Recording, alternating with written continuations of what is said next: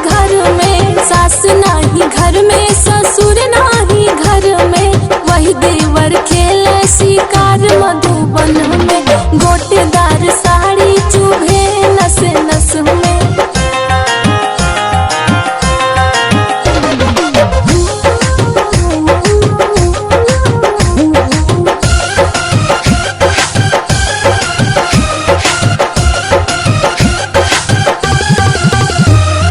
जेठ नाही घर में, जेठान नाही घर में,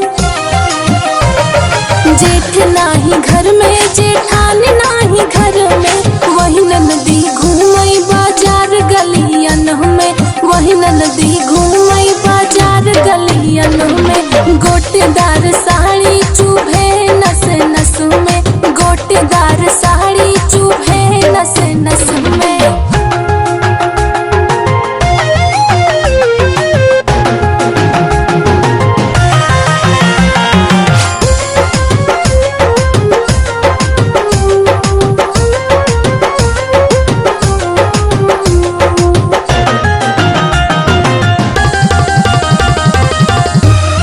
देवर नाही घर में, देवरान नाही घर में,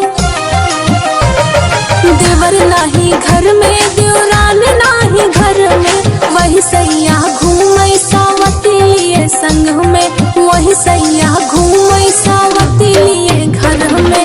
गोटेदार साड़ी चुभे नस नस में।